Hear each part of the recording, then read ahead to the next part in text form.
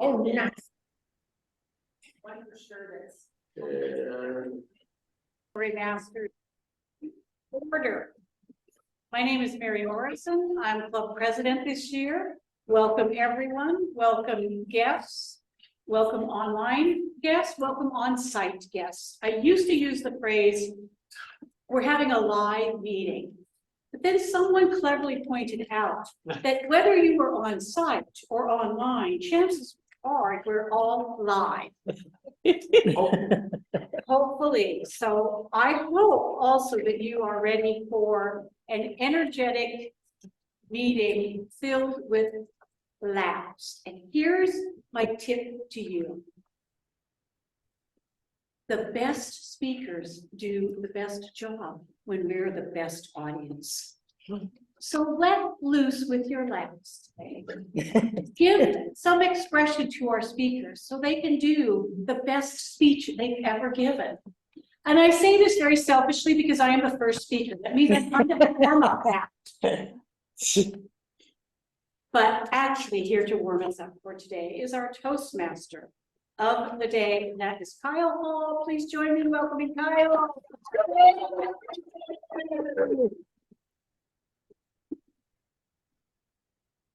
Thank you, Mary. One of the reasons we're doing this meeting, this special hybrid meeting, is because we want to practice in front of a live, or I should say unmuted and in the room audience. Now, we also want to practice, we want to hear your reaction, but we also want to hear the reactions of the people online. And I apologize, well, they can see me. I feel like I have my back to them, but they can see me. If you're online and you're in a quiet environment, feel free to unmute. And if you laugh, laugh. If you groan, groan.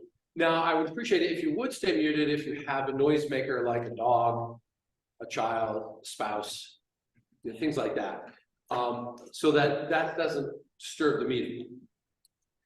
I gave a humor speech at my home club on Tuesday night, and I invited people to unmute. I put it right in my intro. You know, if you're in a quiet environment, please unmute so the speaker can hear your reactions. And I was talking about the fact that my wife and I are doing some renovation in the house, so we're getting our counters replaced, and I had to learn about counters. And I titled my speech "Counter Espionage." And then I proceeded to make as many counter puns as I could. So I had to learn about counters, gather the secrets of counters, which is counter espionage, and I had to take the counters. I had to rip the counters off in preparation for the new counters to arrive, and so I had to be counterproductive. And at one point, I had to measure some wood to put down on top of the counters to support the granite counters that are coming, which meant I had to measure everything carefully. So I had to use countermeasures. And anyway, and I'm doing this, and you can just hear the people like, oh, oh, and it was fun. It was fun. Now, you didn't get as many groans or as you would online, but it was useful. So if you're in a safe place, if you're in a quiet place, unmute. Now, what's embarrassing is at the end of the meeting, we packed up, we were leaving, and one of my club members came up to me and said, "Hey, that was a pretty good talk. It was counterintuitive." That was a good one. I'm not sure I could have figured out a way to include that in the talk, but that was good. Lab Storymasters. Our name says what we're about. We are about learning and crafting our storytelling skills and our humor skills. That's what we're about. And the reason we plan this is so that we can get interaction with an audience, a live in-person audience, an unmuted audience. And I hope that you will enjoy today. And we also planned it because normally we meet online. We just look at each other on the screen and we don't get to shake hands, we don't get to give hugs, we don't get to sit and have break bread together. So we're doing that too. And for you guys online, I'm sorry you can't be here for the potluck, but go get some toast during the break. Our first speaker this morning is our club president, She's working from the visionary communication path, level 3, effective body language. It's a 5 to 7 minute speech, Madam Timer. Our first speaker, Mary Morrison, has developed a new appreciation for some of life's experiences. While they may be difficult, or funny, or even traumatic, over time, she can see them from a different perspective. This changes their meaning and even the impact on her. Asking us, do eyebrows grow back? Please help me welcome Mary Morrison.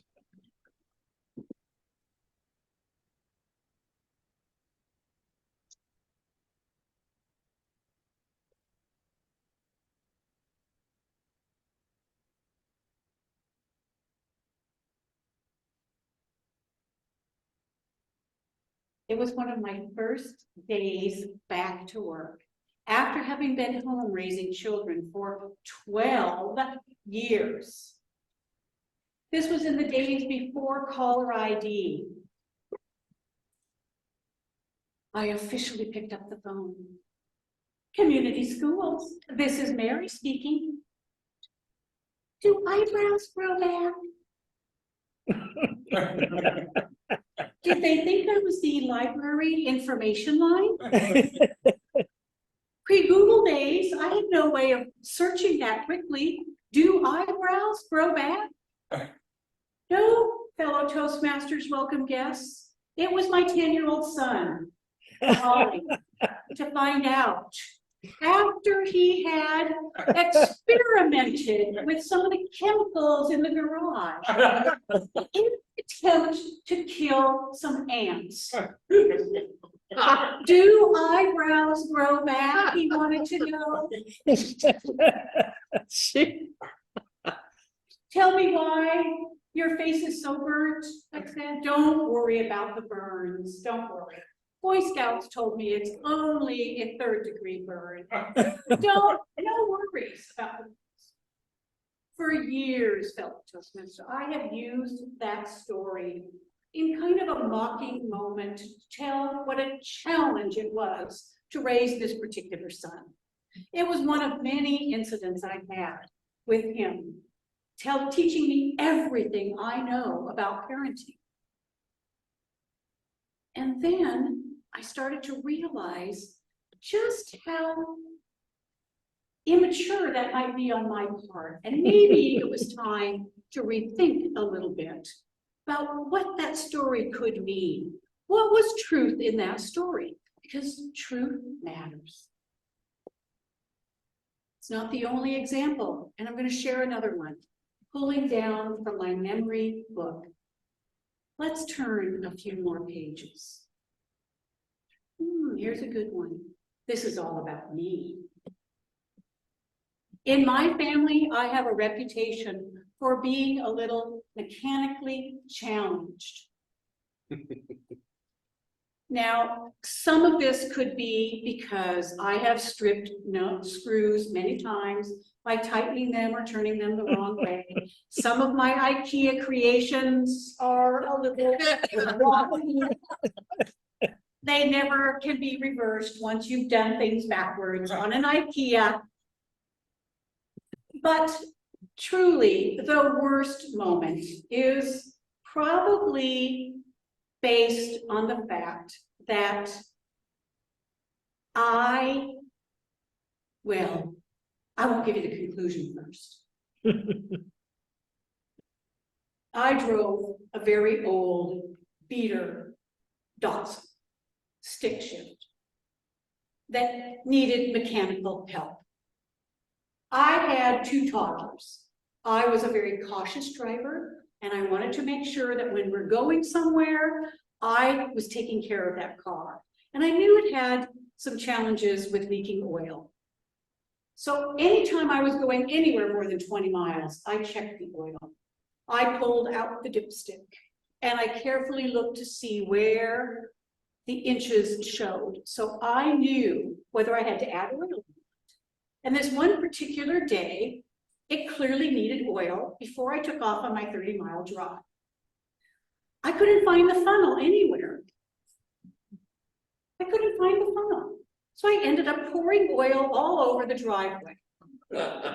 And when I woke him, he worked a swing shift, I woke him up and said, I apologize for getting oil all over the driveway. Where did you put the funnel? Why did you need the funnel? I had to put oil in the car. Why did you need the funnel? I had to put oil in the car. You can see where this is going, back and forth and back and forth and back and forth any number of times.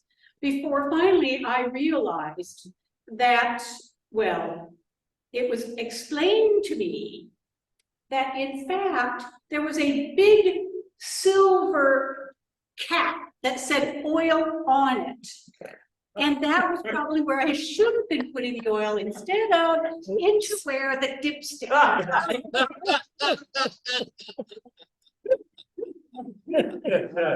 Notice the men laughing, not the women. Just saying. So for years, I have lived with the fact that I clearly am an idiot. Except not if you think about what I was really trying to do. I was a very careful mother working with a car that was clearly needed help.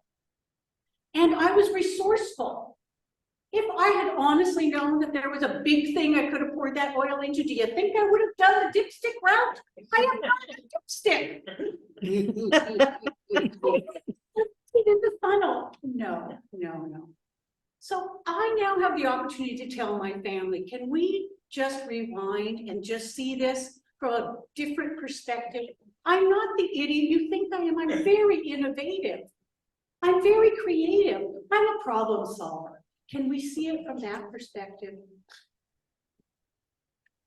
Keeping those old tapes running make funny stories, but they can do some damage to us. And I know that the facts may be the facts, but when we change it into a story, that the truth of it matters. How we share our stories matter. Do you have a favorite story that you like to tell on yourself or on someone else? Maybe rethink what that is. And next time you tell it, could you add a little mercy and grace? Because like me, not everyone in your family is probably a dipstick abuser. Mr. Tweed.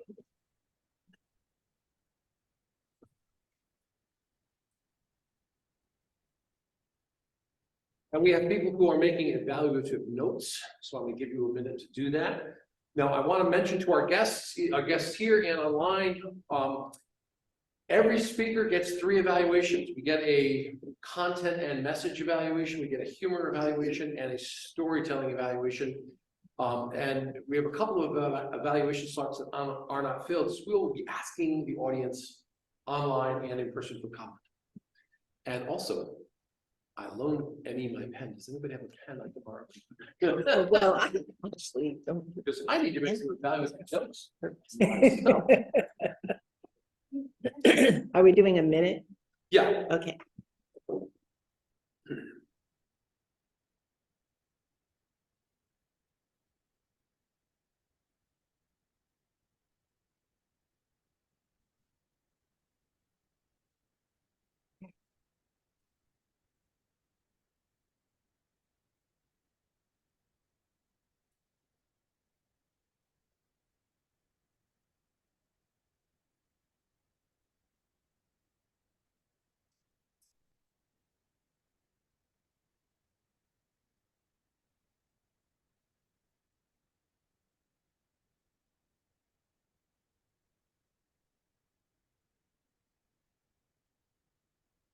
Okay. Our second speaker this morning is working from the engaging humor, writing a speech with purpose. And it's a 5 to 7 minute speech. Over the years, Phil Pearson has learned that friends can come in all shapes and sizes. He has also learned that he met his best friends when and where he didn't see it coming. Telling us about making new friends, please help me welcome Phil Pearson.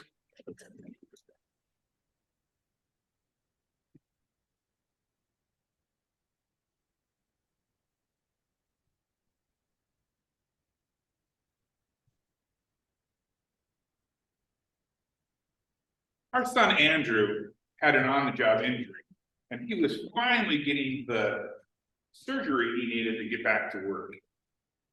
The thing is that his recovery would involve getting recovered from anesthesia, full anesthesia, and some limited mobility.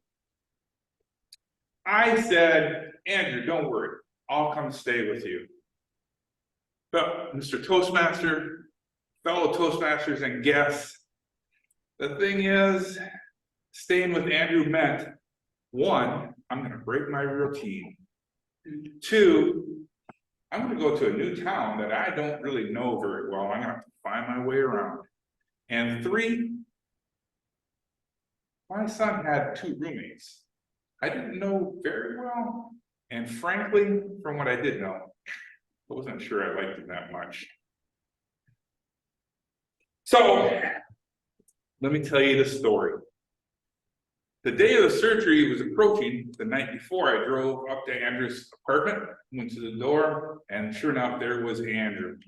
He greeted me, as did his 2 roommates. And just as I remembered, they were loud, brash, actually a little demanding, to be honest, you know? So, we got through our pleasantries. Everything was fine. And one roommate, Marcus, was cordial and inviting at first, but within a few minutes, he kind of went off to his own corner of the apartment and became very elusive. The other, and I said to myself, well, isn't that a fine how do you do? Here it was, I came all this way, I'm helping out here, and you kind of go off and are rude. The other roommate, on the other hand, he went by the name Tank. That says a lot about that roommate. Well, Tank, I felt like followed me everywhere, constantly in my face. I said, oh, God, Tank, could you just give me some space? Well, as I got to know Tank, I learned that Tank has a Tinder. Oh, actually, the 2 roommates, I had a little trouble with them because, well, they're just different, right? They're not the same as you and I. They have tons of black hair. They smell a little funny, and they walk on 4 legs. Yes, to be honest, these are dogs. So I kind of got to know Tank a little bit. I realized Tank has a Tinder account. And on his Tinder account, he says he enjoys long walks at sunset and sunrise and noonday. And in between, he loves his long walks. Tank also is a great walking partner, though. As we went through these walks, we could share with one another our troubles, our worries, our hopes, and our dreams. I think it was good for Tank to hear himself talk, actually. I think he learned quite a lot. Also, Tank let me practice my Hebrew during our walks. He would listen to me, he would listen to me study. I discovered that in ancient Hebrew, Tank actually means one with giant poops. Marcus, on the other hand, he also liked to go for walks, but he didn't have a Tinder account. Turns out Marcus really is not sure if other people are going to measure up, and he doesn't want the pressure of putting people up to that standard. We did go for long walks. He wasn't too much into my conversation, though, but he did like to enjoy nature. He would look around, he would walk over there, he would walk over here, he would stop for no reason. And then at the end of the day, we didn't practice Hebrew with Tank, but Tank did demonstrate that he loved to be with others. So, friends, during my time with Andrew and his roommates, I learned that these 2 folks, these 2 people, I call them people, dogs became good friends. Now they sit on the couch with me. They quickly cuddle up. Marcus, okay, he cuddles for a few minutes and then he says, okay, you've had enough attention. I'm going over to my corner. But they do cuddle. And actually, we've become lifelong friends. From this, I learned a couple of really important lessons. One, my preconceived notions about people, I need to stop that. I need to stop learning. I need to stop that with dogs, and I need to stop that with people. People, I learn more every time I get to meet them. Two, friends can be found in the most unexpected places and at the most unexpected time. And three, perhaps most of all, some friends have 2 legs. Some friends have 4 legs. Maybe someday I'll meet a friend with no legs. I don't know. But those are my lessons, Mr. Toast.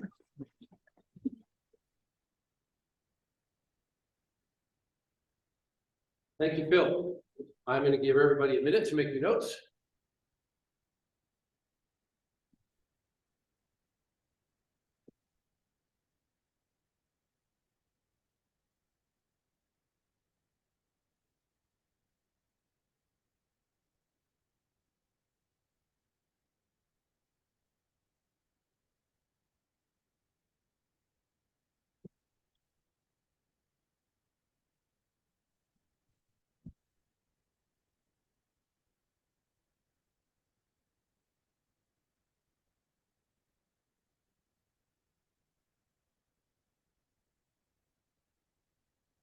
And if we were online, I would be telling people online to send your comments to the speaker in the chat.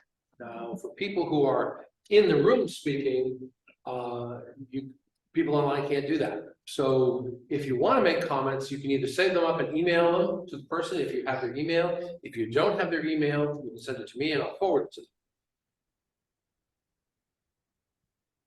That's a minute. What's that?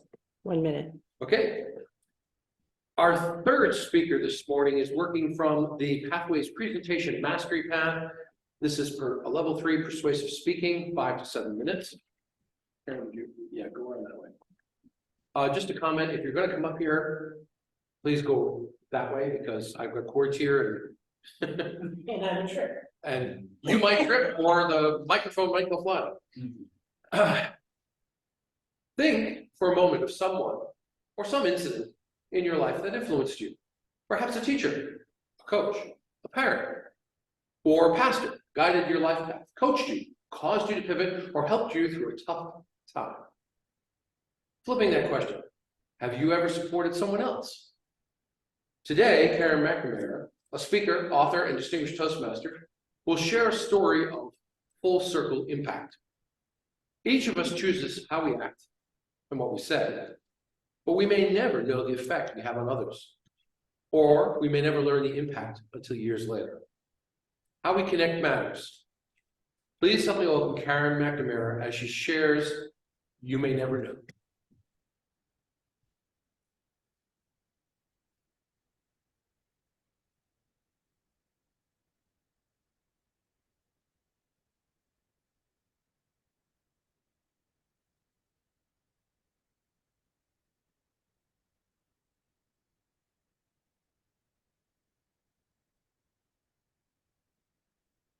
It was the 1980s. Remember the 80s? Big hair, aviator glasses, wax on, wax off. I was invited to a party. You know, the kind where you don't know most of the people? I get to the door. I'm at the door and it is packed. And it is warm. And it has a slight smell of a men's locker room. I realized at that moment I'd rather be anywhere but there. And across the room on the other side, I saw a familiar face. Now she had gray hair and glasses, but I knew it was her. So I braved the room and I went in and I squeezed and I wiggled and I moved and I got over so I was right in front of her. I gave her a big hug. I said, Mrs. Nelson, you may not remember me, but I remember you. You see, 25 years ago, you were my kindergarten teacher. I was sitting in the front row right in front of you when I suddenly realized I was wet. I looked up at you with hope and desperation, and you looked at me with a knowing smile. You walked forward and, oops, spilled water right in my lap.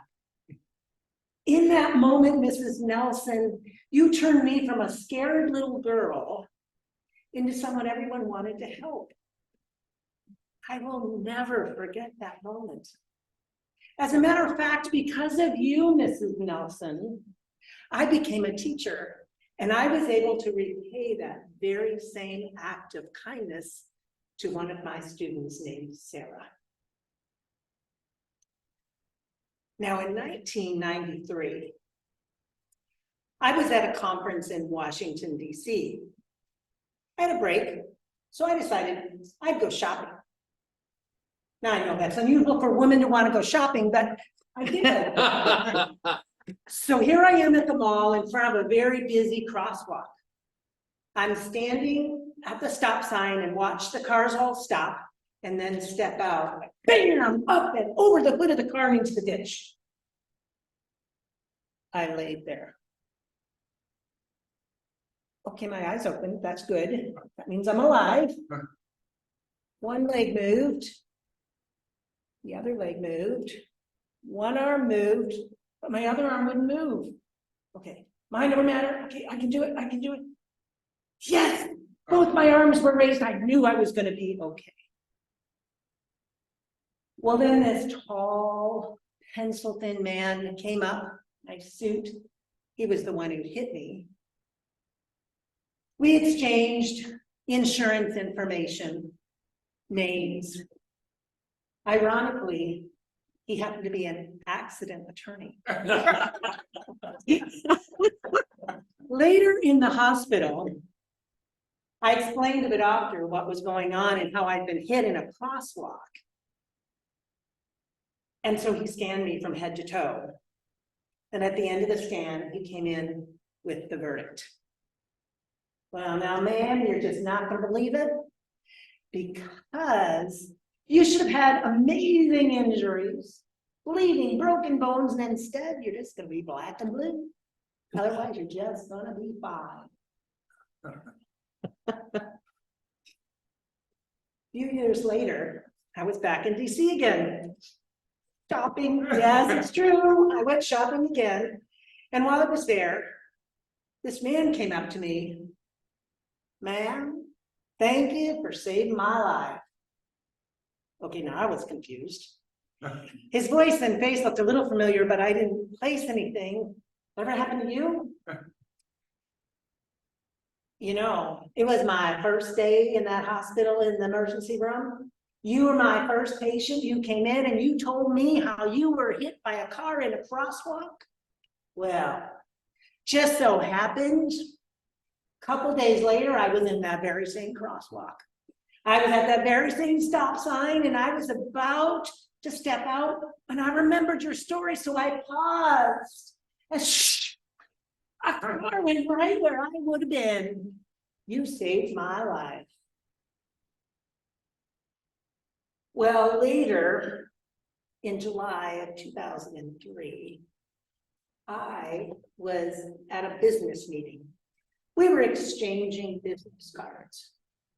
And I met a man, tall, pencil-thin man, and his name was Mike, and we exchanged cards, and he worked as a professor in safety and mentioned that he had changed his profession because he'd hit someone with a car. Well, I didn't think anything of it at the time, and I went home. And when I went home, I sat my purse down on the counter, and I bumped it and it fell. A piece of paper fell out. None of that paper.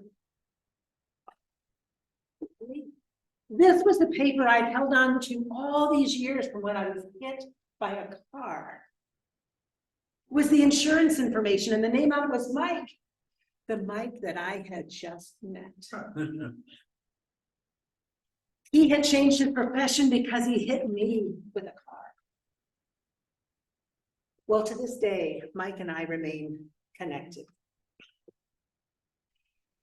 Fellow Toastmasters and friends, I ask you to take this time to look for opportunities, perhaps in a small glass of water, maybe in an exchange business card, maybe in a split-second decision, because you never know when your kind act or word might just cause a chain reaction that could have immeasurable effect.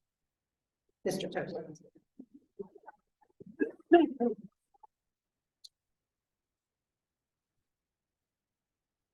Please take a minute to make your notes for the speaker.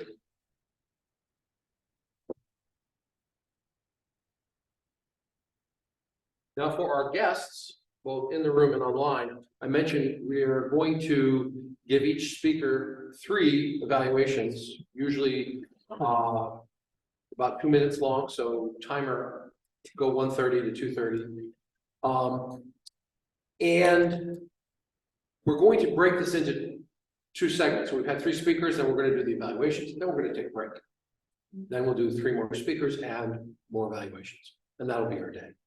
So that's how today's going to work.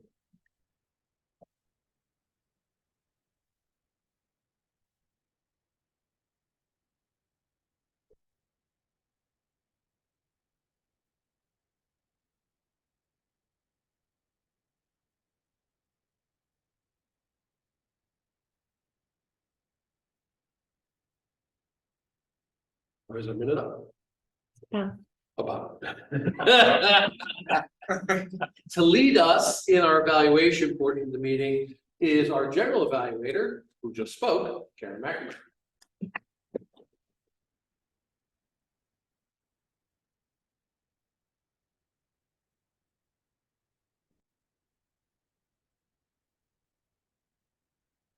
As Kyle has mentioned, we are going to go into an evaluation portion of the meeting. My role will be to begin that out, and then at the end, I will give some general comments about the whole evening. So to begin, our first speaker was Mary, and the evaluators for Mary will be Cynthia, evaluating her on her story, Lee on the content, and then Kyle on the humor. And what I'll ask you to do is, after you give your evaluation, turn it over to the next person on the list. And then we'll go into the second one, Philip. Story will be by Lee. Evaluation on content will be by Cheryl. And then we will open it up for humor from everyone. And for the third speaker, who was me, Mary, will speak to my story. Lee will speak to content, and Cynthia will speak to humor. Everybody planning that? Okay, so first I will call up Cynthia, who will give feedback on the story for Mary.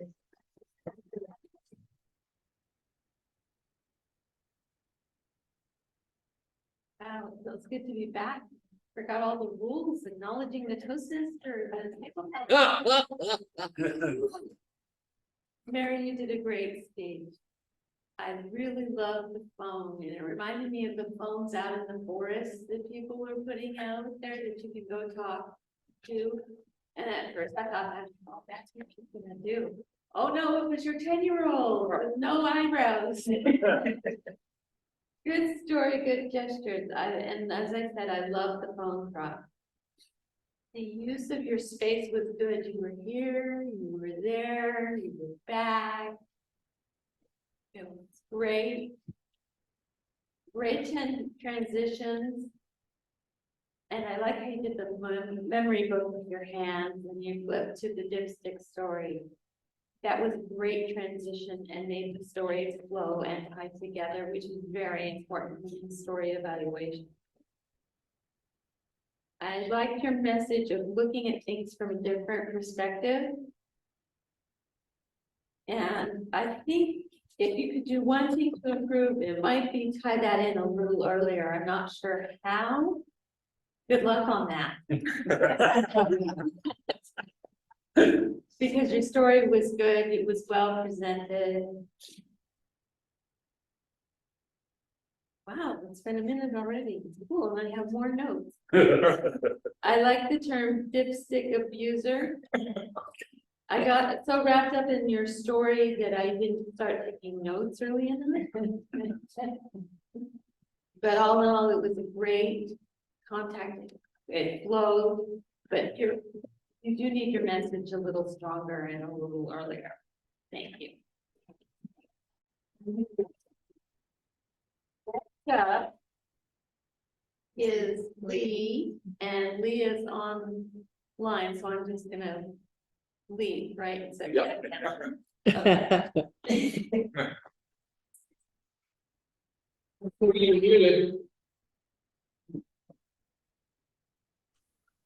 Okay, Perfect. We can hear Right. you. thank you, Cynthia and Karen, and I don't see a timer. Is there a timer in the, so if someone can just yell out 1 minute, 2 minutes, that'd be great. Okay, I can. That's all I need. So, very clever opening, Mary. This is like probably the best speech I've heard you deliver to date for many reasons. But I liked your opening. It was the first day back to work after raising children for 12 years. I think even if you weren't a parent or had children, I think everybody could understand what that would mean. Doing some job at the family, and then all of a sudden having to go out into the world again. So that was a great opening to draw us in. And then you started with a question right after that. Do eyebrows grow back? I'm thinking Mary took some help desk job somewhere. And then the twist was it was her own son asking the question, then you explained the son. So I loved the way you opened your story and sucked us in with all of that interesting detail that as an audience, we're very busybody. We're trying to figure out what's going on, and you made us want to figure out what was going on, which helped sucks us into your scenes. I thought that was really, really clever. And then you went into going back to another story in the memory bucket. I know Cynthia mentioned this, but as content, even doing a gesture is content because you don't want to just tell us a story. You want us to show us a story. And I thought that was really clever with flipping the book and looking down. That's all part of the content of your speech. I thought that was very effective as well. And then you were changing oil in the car and you told us you don't know anything about mechanical. And then you're having the conversation with your son, with your husband about what happened. There's oil all over the driveway. And again, we're trying to figure out what you had done. And then we realized you put the oil in the wrong orifice. And that was very humorous because we go, okay, where'd this go? She put this in where you put the water for the windshield wipers, or where did Mary put this oil? So that was pretty interesting for us to figure all that out. And then it turned out you were a dipstick abuser. And so now we're going to forever refer to you as the dipstick nitwit. So I didn't hear half of the speech because Kyle was laughing so loud. And if you can make Kyle laugh loud, you know you have a humorous speech. I heard the words. It was a very good speech, and you made a lot of people laugh at it. So thank you very much. I love the content. I love what you did. I'm now going to turn it over to our next evaluator. And that's It's me. going to be Kyle Hall. Thank you, Lee. Mary, I'm here to give you some humor evaluation. Your speech got a lot of laughter, not the least of which was mine. So you were successful. If you made no changes whatsoever, you have a successful speech.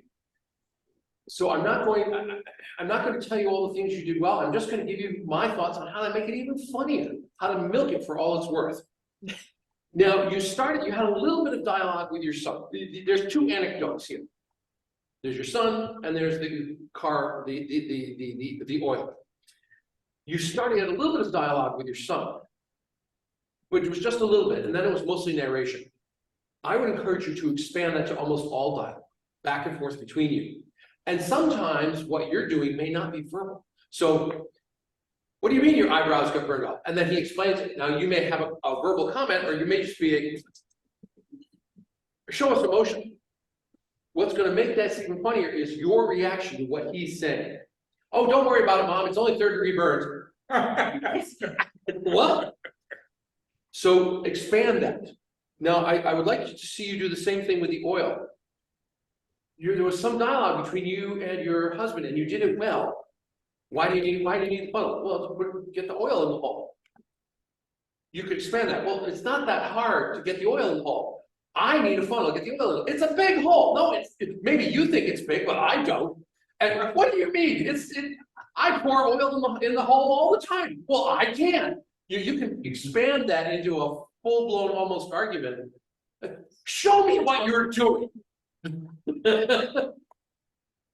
then, of course, you realize, it's there. So you can expand that, and don't be afraid to include his frustration, your frustration, or his puzzlement and your aggravation that he just doesn't tell you where the funnel is, because all of that emotion adds value. I'm going to hand control back to Karen McNamara.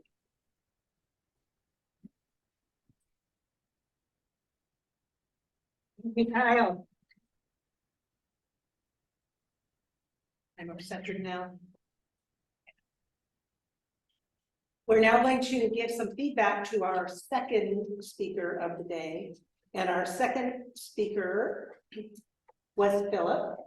And Lee will begin with giving feedback on the story, Cheryl content, and then we will do a round robin feedback from the audience on humor. So first I will turn it over to Lee online.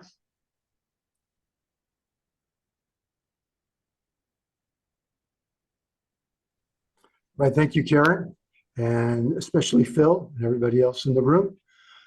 The opening of the story, your son Andrew's having surgery, needs to recover from the full anesthesia and limited mobility. It's going to break your routine. You're going to a new town you don't familiar with, and your son has 2 roommates that you didn't know very well. So you're setting the scene that this is not going to be a fun event for Phil. He's got some hurdles he has to overcome. And you go on with your story, and you give us the names of the characters. One name of the character of the roommate is Hank. The other one's Marcus. Marcus is aloof, goes off to his room. Didn't give you a very nice welcome. And then eventually you wanted to get some space, and then it turns out the roommates are dogs. Okay, interesting story to get us into that. And then you talk about how Hank has this Tinder account, loves long walks, sunrises, and Newsday. Very humorous there. We all understood the analogies there. And then you got to practice your Hebrew, and then you gave us what you think Hank means in Hebrew. Very interesting. Green. Eventually, these 2 dogs became your friends, would cuddle on the couch. People are just like dogs. There was your power statement in your story, that you're now going to relate the story of the dogs to humans. Friends can be found in the most unusual places. Some will have 2 legs, some will have 4, some may not have any legs at all. That was your story in a Cruxville. It was very interesting. I heard laughter along the way. It was an interesting analogy of meeting dogs as opposed to meeting people, but you drew that together. One area I would look for improvement in your opening, instead of narrating all of this about your son and the 2 roommates, create scenes, Phil, where you're telling us the story through the dialogue between you and your son, you and the roommates. Therefore, the scene is going to draw us in more than just the narration of the story. Show us instead of just telling us. But bring it to life. You have an opportunity to do different voices. I'm not exactly sure how you would do Marcus and Hank with the voices, maybe just some grunts that they're not really very speakative, very talkative. So that would be my suggestion for you, Phil. I'll turn it over to the next evaluator.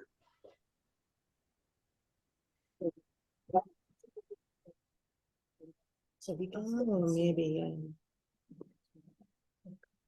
Yeah, okay. Next evaluator is Cheryl. Great, thank you. Phil, I loved your story. The content was wonderful. And it was very effective. I got to say that the beginning where you kind of described what you were doing, it was a little muddled. I wasn't quite understanding it, but then when you got into the story more, kind of understand a little bit more. But maybe make it more clear of the beginning, setting it up. But what I liked about your speech was the effectiveness of the surprise, that when you were setting up that there was there was friends involved when you got there, and Andrew had, greeted you. I'm like thinking, well, hey, these are nice roommates, and how Marcus greeted you and then walked off to the other side of the room or apartment. And then I thought I heard Tank, but then Lee said Hank, so I'm not sure which, but my computer, it's hard to hear clearly. But how Hank, Tank, whichever, followed you everywhere was really, really interesting. And then the surprise came. They were dogs. All along up to that point, Phil, that was a great story, great content, because I was thinking they were guys. I really was. And thinking, he has nice roommates. And so that was just effective, very effective for the whole story. And then, of course, you went into how the dogs were, what kind of dogs they were, how mannerisms, that kind of thing, and that they liked their walks. I like this story because it's not your everyday meeting friends story. It has to do with the dogs. And so it just was so great. In the end, you had said that you could find friends at unexpected places. And I was thinking, is he talking about dogs or is he talking about people? And so I really like that. And I think you should meet unexpected friends, dogs, in unexpected places. So your content and your effectiveness of the whole speech was just fantastic. And your humor, major humor. And I really liked right in the middle of that the big humor about the name of the one dog. So anyway, thank you, Phil. I wasn't hearing very well, but I love the story.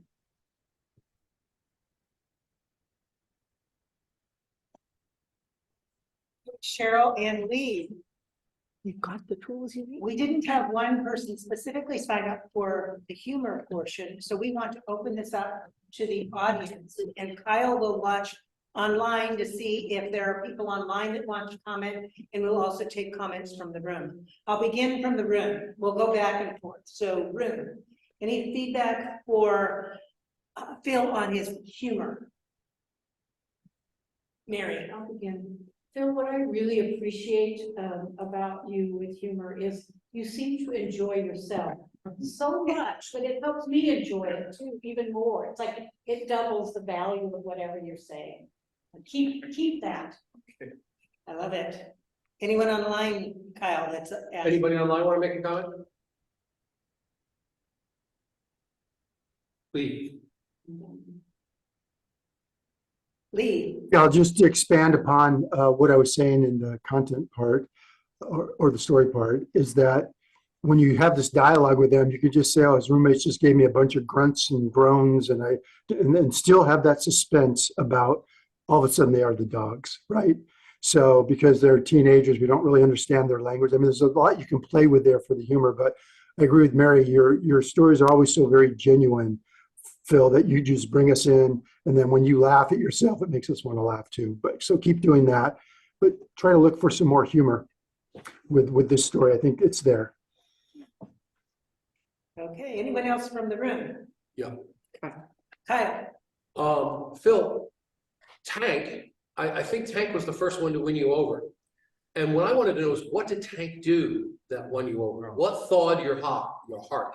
Because something happened, or he did something or endeared himself, and I wanted to know what that was. And that could be that could be a part of it. There's also opportunities for you to add other things that Tank and the other roommate dog were doing that before you revealed their dogs. Like, I was eating and they were staring at my food, you know? Hank kept, you know, I was sitting on the couch and Hank was sitting on the floor near me, but he kept bumping my leg. You know, things that dogs do. And I think there was someone else. Don Bailey has Don his hand up. Bailey. Okay. All right, let me comment a little bit because I picked up on the dogs early, and I kind of agree that I'd like to develop their personality better. You can make a lot more interest in the story and a lot more humor if you really develop the different personalities of the dogs and have real virtual conversations with them as if, you know, they're talking at you or they're thinking about you. And really, I think kind of build up the pace with that, because I would think that would really catch people's attention to do more with the dialogue with the dogs and develop their personalities. So that's my advice. Perfect. Well, thank you all of you for the additional feedback for Phil. And I want to make one final comment related to that. And I thought you were going to say they were cars. Just saying. I was ready for you to say they were your car. So I might be with Mary on the oil. I don't know. Anyway. Okay, we are now moving on to the third story, which was me. And to speak to that one, the story will be by Mary, followed by Lee in content and Cynthia in humor. So Mary.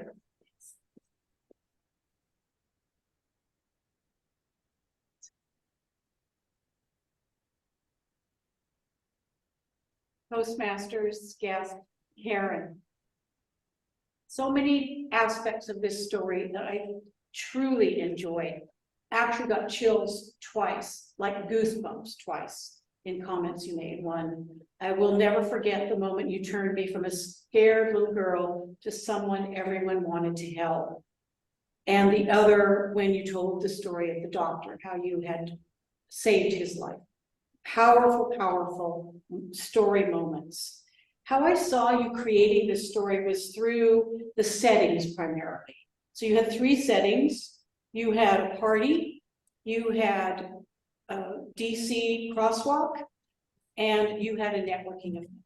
And then you really focused on your characters, which I appreciated because you gave me each three very distinct characters with your descriptions of them. Where I think you could possibly challenge yourself a little more to improve is in the tension that you create. And to do this, I think you almost might drop the first story, even though I loved it, but I think a more powerful story of the connections, because there is a timeline gap in between all of those, is your visit to DC, your being hit by the car, the ER doctor you saw, and the man you then met that hit you, and both of those life-changing moments for both of them, I think could make a stronger, connected story. That's for your consideration for story. With that, I would like now to call on our content and effectiveness evaluator, Lee. Welcome, Lee. All right. Thank you, Mary. And thank you, Karen, for that wonderful speech. You may never know. I actually liked the opening story with the kindergarten teacher because it set up the premise that something can happen where people will reach out to help you. And then your other two stories that come later, something happened to you which helped other people. So I kind of like the flow of that myself in terms of the content. I liked your opening a lot. It was the 1980s. That was your opening words. And right away, it takes the audience to the 1980s. And then you asked us the question, you tapped the audience and sucked us into that scene when you said, do you remember the 1980s? And then you gave us a phrase from that period, a very hit movie, wax on, wax off. So I thought it was a very effective opening to suck us in. You talked about going to a party, and there's some woman that you have to go meet, and it turned out to be your kindergarten teacher for many years before. So again, your title, You May Never Know. You never know when you're going to come back and meet people that affected you or you have affected other people. I thought that was a theme all the way through your stories. In the DC, I was very emotional when you got hit by the car. You went flying over the hood of the car, wondering what happened to Karen, right? And that was great that you only ended up with the black and blue bruises. A few years later, you come across someone in Washington, D.C., and it was a doctor that happened to be in the, again, it's kind of like that domino effect that you talked about near the end, where you cause these chain reactions. And all of a sudden, this guy remembered your story, and he was at that same crosswalk and thought twice, and sure enough, a car went whizzing by. So you saved his life, according to his words, and then you meet the man that actually hit you later in life. It was all, everything came full circle, just like the circle of life. So I really like the way you did the content, Karen, and I really don't have any other suggestions there for the content and effectiveness. To me, it really worked. And now I'll turn it over to Cynthia to do the next evaluation of humor.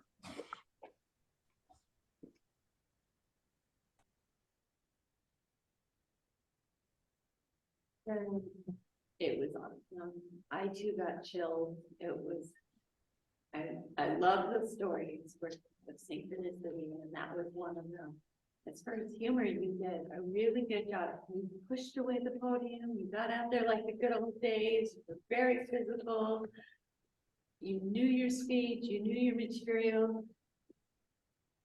Wax on, wax off was very funny because of the cultural reference of the 80s. Everybody in the room and everybody on camera, I think, lived through the 80s. Yeah, I have a little trouble if you give it to my children. Definitely are going to lose my grandchildren. So, but it was great. Also, the smell of a men's locker room. Now that one's universal. I think everybody's going to get that. And what woman doesn't want to go shop? I don't shop. But it was funny anyway. I also like the reference that he was not just an attorney, but an accident attorney. And the fact that later you called back to that and how he changed his career. Apparently that was too stressful. I like the physical prop using the purse when you dropped it on the ground and then picked it up and got the paper. And I agree with Lee. I like the story of the first story. And you had a good use of knowing who your audience was and in your cultural references. And I think that was good. And that's all I have to say.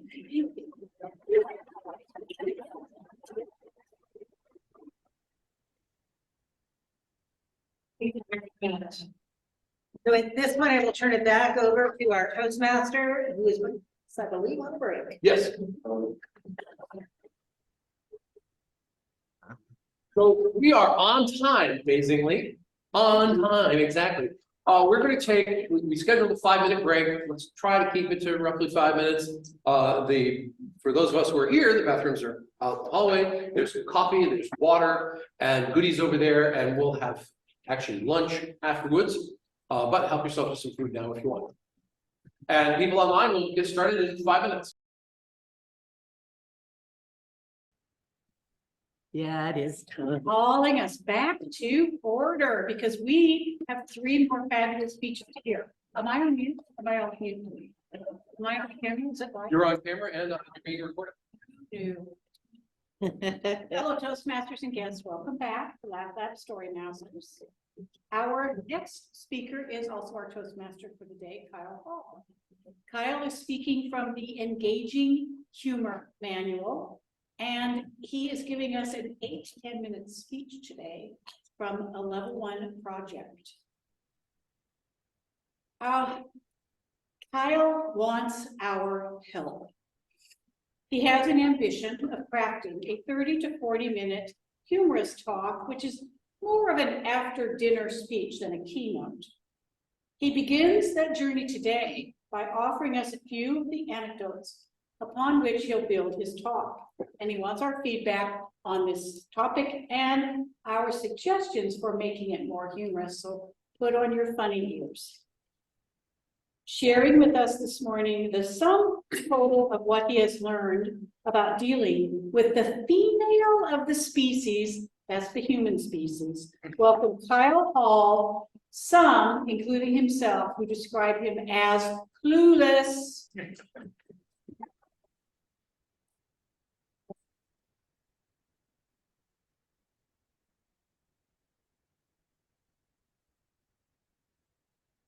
I discovered my cluelessness at a fairly early age. I was 6 or 7 years old, first grade. My parents would take us to church on Sundays, and after church, I was shuffled off to Sunday school, and there were 5 or 6 of us there, and across the table from me sat Amy. And after this had been going on for a few weeks, I realized I had feelings for Amy. I didn't know what feelings.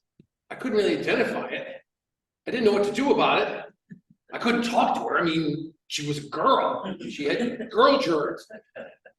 But I had feelings, and I wanted her to know I had feelings. So one Sunday school session, I summoned up my courage, and I staked my foot across under the table and pressed my foot against her foot. She didn't move her foot. Now, she played it really cool. She didn't look at me. She didn't say anything. She didn't smile. She played it really cool. But she left her foot pressed against mine. That was enough for me for that Sunday. And the next Sunday, the same thing happened. I summoned up the courage. I staked my foot across, and I pressed it against her foot. And we just sat there and played it cool. That whole hour that Sunday school went on. Now, the third week, I snaked my foot across the room, and I pressed it up against hers, and she pressed hers back against mine. And then the teacher was going to have us get up one at a time and write on the board something. I had no idea what. I wasn't thinking about anything except her foot pressed against mine. Well, Amy got up and was writing on the board, and I realized her foot's still pressed against mine. How is that possible? So I looked under the table, and for the past 3 weeks, I've been playing footsie with the table leg. The only saving grace was that Amy had no knowledge of this. So I may be clueless, but I'm teachable, at least a little bit. And I learned an important lesson in my sophomore year of high school. I was walking into the school, heading for my locker, and I heard, "Ow!" And I saw my friend, John, stagger away holding his face. And behind him was Tammy, standing in front of her locker in a rage. Well, I know, John, you probably deserved this one. So I went to Tammy and said, "Tammy, are you okay?" She was like, "I am so mad at him. I'm so mad at him." "What do you do? What do you do?" He called me a girl. I told him, "I'm not a girl, I'm a woman." And all the time I'm talking to him, all he could do was stare at my chest. I asked him, "Are you even listening to me?" And he said, "What?" So I slapped him. Now I have to tell you that while John has been a jackass in the past and will probably be a jackass in the future, undoubtedly deserved that slap, I had a certain sympathy for him because I was a teenage male and I had the same hormones poisoning my bloodstream that he had, making coherent thought a rare and sought after luxury. And Tammy was an intelligent, energetic, attractive, and curvaceous young woman, and dare I say, daring young woman, because that day she was wearing an outfit that was tighter, lower cut, and more revealing than most young women or even adults I think would be comfortable wearing to high school. So while Tammy was ranting at me, I was trying to make sympathetic noises like, you're right. He should have called you a woman. He should have looked you in the eyes. Yeah. And while I was trying to make the sympathetic noises, I didn't want Tammy's anger turned on me. So I kept trying to look her in the eyes, but my eyes were fighting this battle with gravity. And so while she's ranting at me, inside, all I'm doing is must make eye contact. Must make eye contact.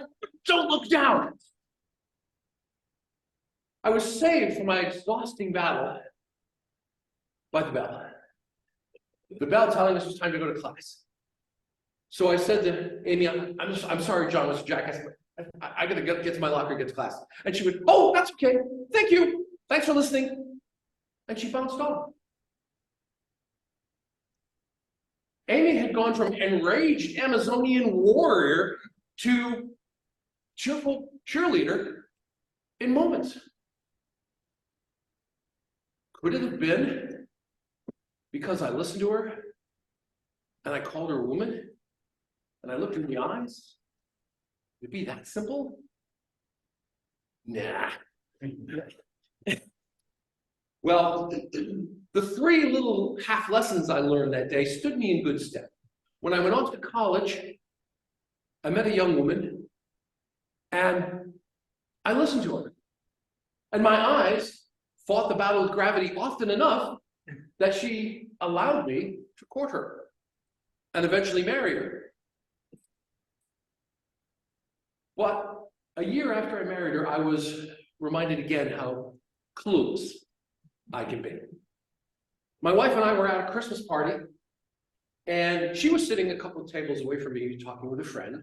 I was momentarily alone because the gentleman I'd been talking with had gone up to seek the little boy's room. Well, an attractive blonde woman walked up to the table and leaned on it and started talking to me. Now, she must have been completely unaware that the swoop cut of her blouse and her leaning on the table like she was created a gap, which would allow one to look right down her shirt. Well, I was in a terrible position because I knew that all I had to do was glance down to screw up and embarrass her. So I tried to make amiable conversation, as amiable conversation as you can make with somebody while chanting in the back of your head, make eye contact, do not look down. And the conversation seemed to be going on well, except she seemed to be getting more and more frustrated, discontented. And finally, I was saying something, I don't remember what, and she finally went, I have to go. And she briskly walked off. Well, that was strange, but I didn't think anything of it. And that night when my wife and I are driving home, she said to me, hey, do you remember that blonde woman you talked to for a little while? I said, yeah, I do. She seemed kind of nice, but the conversation was a little strange. But did you know she was trying to pick you up? What? No. Yep. Trying to pick me up. Why would she do that? And my wife just smiled to herself and shook her head. Now, I would like to think that my cluelessness is limited to the female of the human species. Alas, that is not the case. Those of you who have seen me on Zoom will have met my cat Kismet, who likes to get attention while I'm on the Zoom meeting. Well, we adopted Kismet. She was a rescue. We adopted her. And on her second day with us, I told my wife I was going to bed early. I had a book I wanted to finish. I was going to go to bed, sit up and read for a while. So I'm reading, and I feel Kismet jump onto the bed. And she walks up to me, and she's got this serious look in her eyes. She walks right up under my chest and plops down and demands attention. So I put my book down and I start scratching. And like a cat, she purrs. And she starts kneading. Just a little bit of kneading. Now, for those of you who don't know cat language, purring and kneading are both signs that I like what's going on here. Well, she seemed to be enjoying it, so I scratched her more and more vigorously, and her purring got louder. And she starts doing more of the claw action. Well, okay, I'm feeling encouraged. So I'm scratch your her tail, scratch your side, scratch your tummy, scratch your skin, behind the ears, scratch your cheeks, her neck, you know, the nose. And her purring got to the point where she couldn't get a full purr out. She didn't so much sound like a purring, but like somebody trying to start up a 57 Chevy. She's like, and all 4 feet, she's on her back, all 4 feet are doing this. This cat was in ecstasy. No, really, there was nothing unnatural going on here. Really, this was just a guy scratching his cat. At least that's what I thought.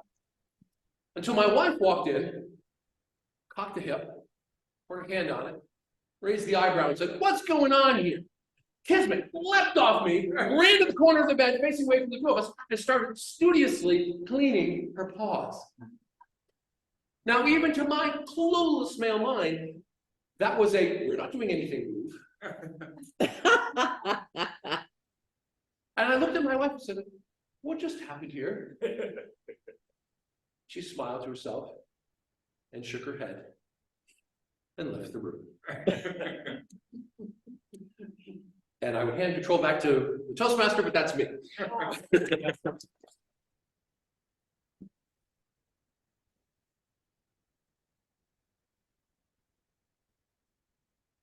So somewhere around here, give me a second. There have been papers added to my table here. Are these yours? Okay. So our fifth, I should give people a second to make notes. Sorry. Oh.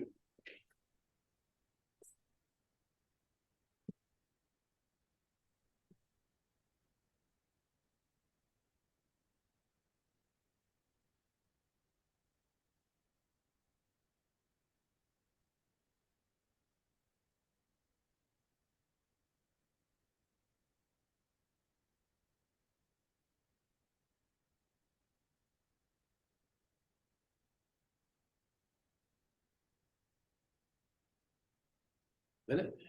Wow. You're in such a hurry. There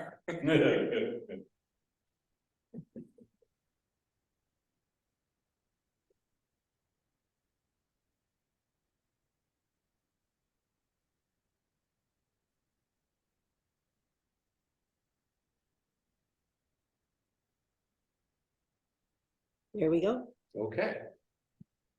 Our fifth speaker this morning is working from the Engaging Humor Level 1 Evaluation of Feedback speech.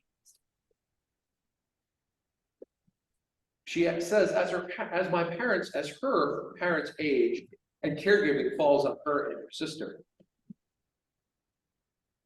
she has to learn to deal with her mother's changing moods with humor and grace. So asking us the question, why is this so difficult? Please help me welcome Cynthia Sanderson.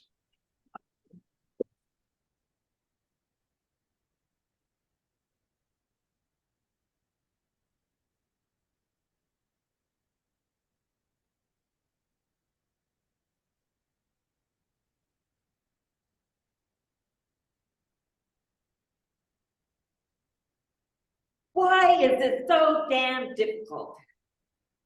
My sister Tricia asked on a recent emergency Zoom call. My 3 sisters and I were planning my mother's 81st birthday celebration. Coordinating our schedule for a Zoom call practically requires an act of Congress, let alone getting away for 3 days for our family. We booked an Airbnb in Hartstein Island, which is near Shelton. Tammy planned it down to an exquisite menu. We coordinated taking 2 cars with all our luggage, my mother's wheelchair, and all the food. The house had a ramp for accessibility, a fireplace to make it a sweatbox for everybody but Mom. A gourmet kitchen that Tammy could play in to her heart's content. And we were gonna play games, and Tammy even come up with a craft project to force the rest of us to do. The drive was only an hour from my mother's house. In short, it was perfect. Except for one thing. No one mentioned it to Mom. Growing up, Mom was a firm but kind disciplinarian, very independent, self-sufficient, and feisty. When Debbie, the sister who lives with her, brought it up to Mom 3 weeks out, the dialogue went like this. Mom, we're gonna go away for your birthday. No, don't want to. April would be much better. We got an obsession. We'll eat and play games and just have fun. It's too cold. I don't want to go. Just go without me. Mom, when I get in the car with the 3 of my sisters and drive up that driveway, how are you going to feel? Bad. Okay, fine. I'll go, but no birthday.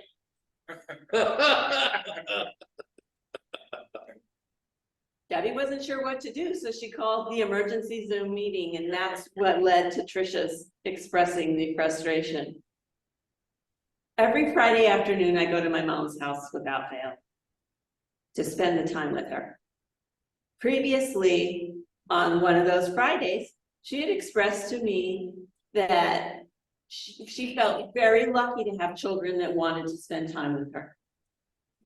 And that she knew it was hard for us to get together, and that she was willing anytime, any place, anywhere to go away. She'd be there.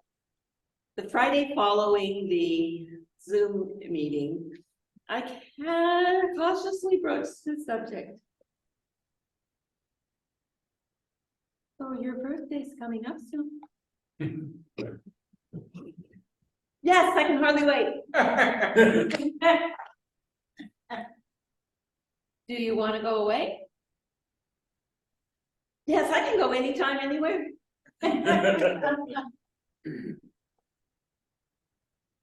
Can we do your birthday?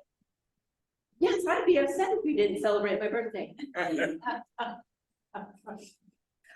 Okay, we rented an Airbnb near Shelton. It's only an hour away, and we'll take 2 cars and your chair. Oh, no. We're not taking 2 cars. And definitely not my chair. I have a cane. I have 4 girls. If I trip, I can grab one of you. I hurried and texted my sisters on GroupMe to tell them of the change in plan. Apparently, Tammy didn't read all of the texts because we had originally talked about doing 2 cars, and instead, Mom was adamant we take only 1 car, and Tammy missed the memo. She shows up in her Ford Flex with half her kitchen plus luggage packed in the back. She was flinging Dutch ovens, kitchen torches, salad spinners, and even her luggage all into Mom's garage so she could fit everybody's stuff into 1 car. Even her suitcase, she put all of her clothes in a recyclable shopping bag in order to fit us all in. And fit we did. And a fun time was had by all. Why does it have to be so damn difficult? Because deep in our heart of hearts, we want the old mother. We want the strict disciplinarian, the firm but kind person, the independent, self-sufficient person she used to be. And we're mourning them.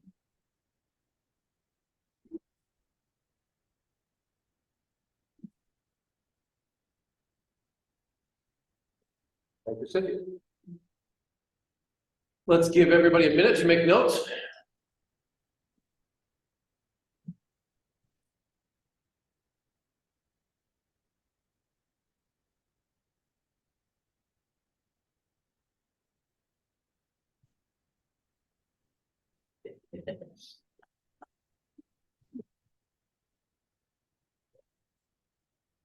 I was so busy making notes. You forgot to turn on the. I timed her, but never gave her any cards. You did good. Was that within time? Yeah. I was waiting for the green to go. I'm like. Wait, yellow up there one time. Oh.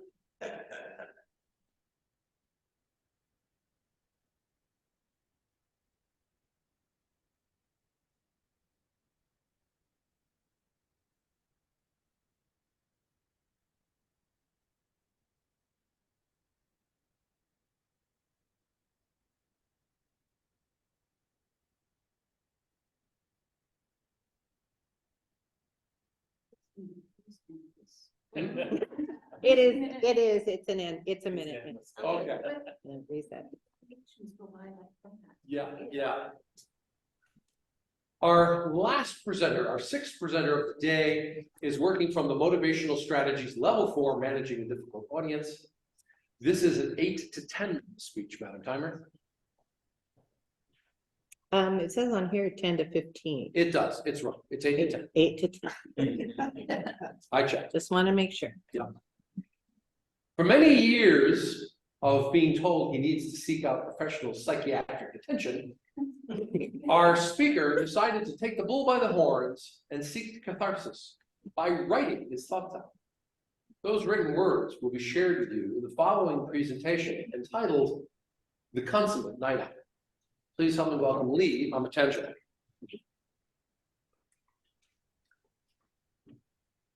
Have you ever tried I can't believe it's not butter? I spread some on my toast this morning and I had an unbelievable breakfast. Not only was it an unbelievable breakfast, but it was turning out to be an unbelievable day. My fellow Toastmasters and friends, that situation wasn't always the case.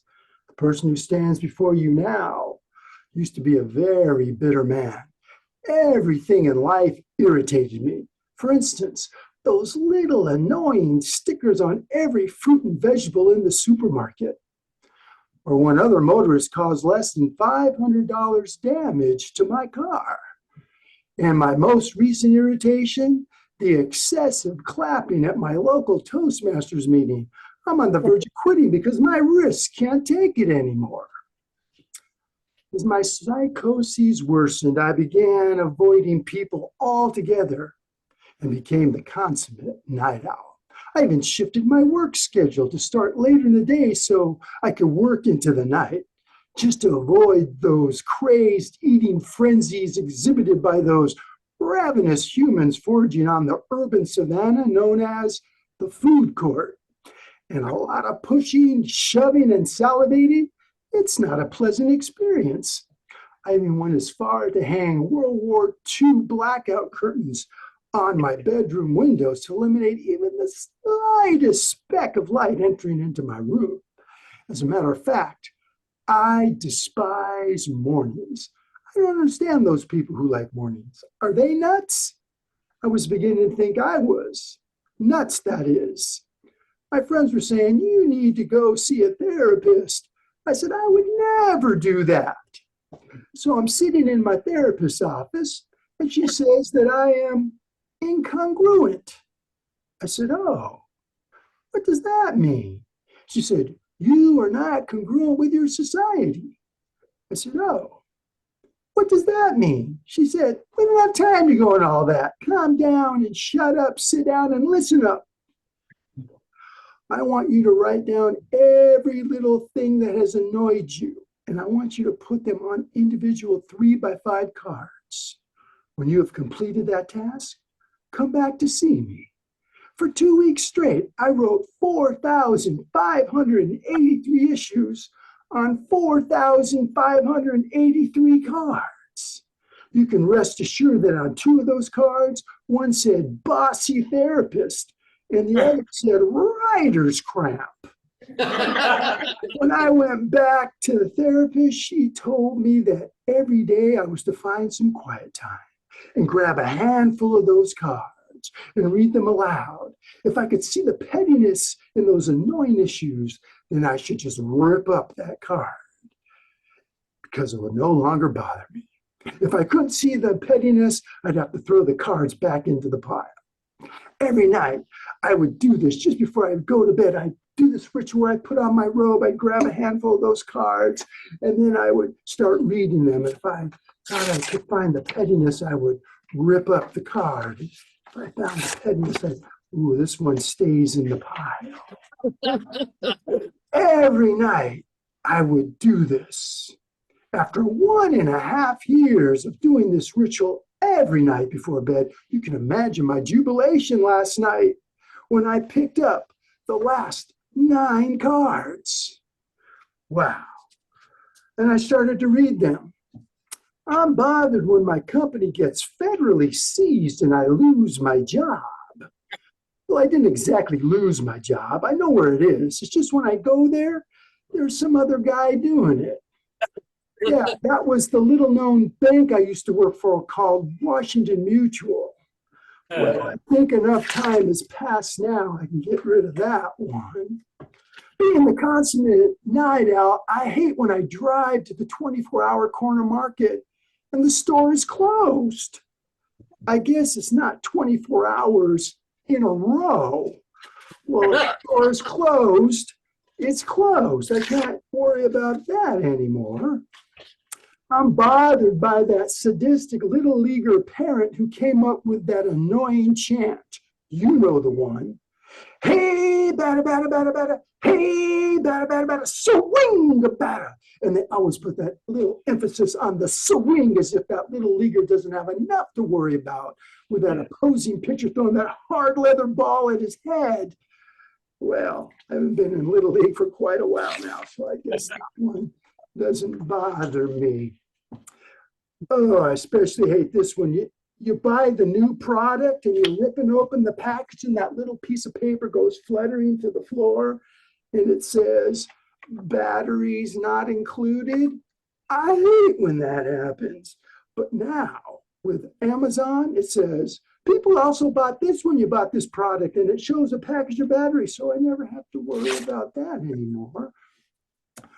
I am bothered when people mispronounce my name, especially when it's my own parents. I mean, that was the most often question I asked growing up. Are you sure I'm not adopted? If you had my parents, being adopted wouldn't be so bad after all. So that doesn't bother me either.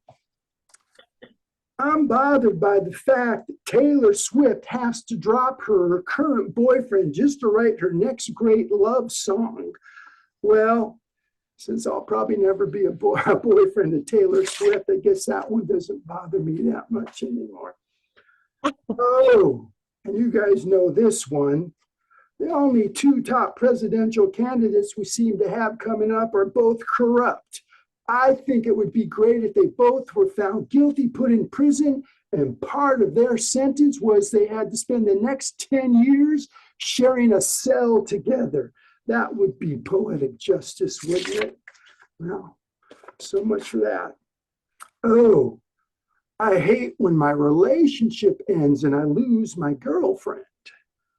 Well, I didn't exactly lose my girlfriend. I know where she is. It's just when I go there, there's another guy. Well, never mind. You get the picture.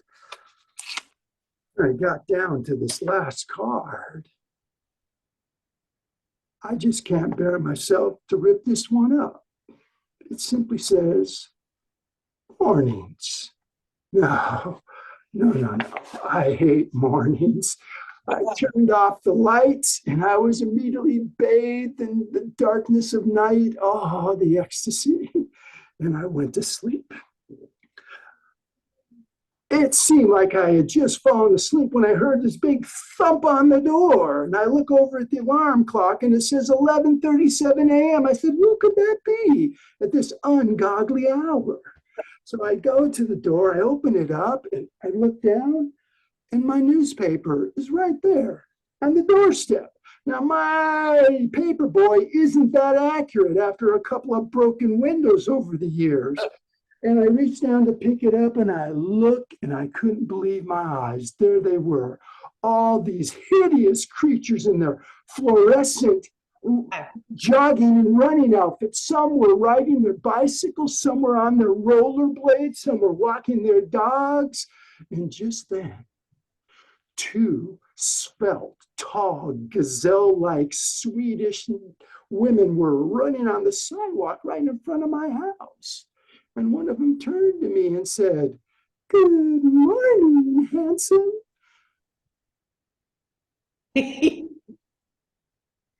Still wearing my robe, I pulled out that card and I thought to myself, wow, mornings aren't so bad after all. I think I'll go in the house, have some toast with butter, and go buy some nice running outfits.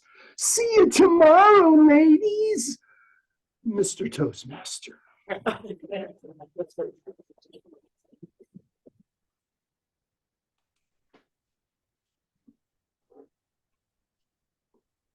Thank you, Lee. I'm going to give everybody a minute to make notes on Lee's presentation, and then we're going to launch into our evaluations, our second group of evaluations.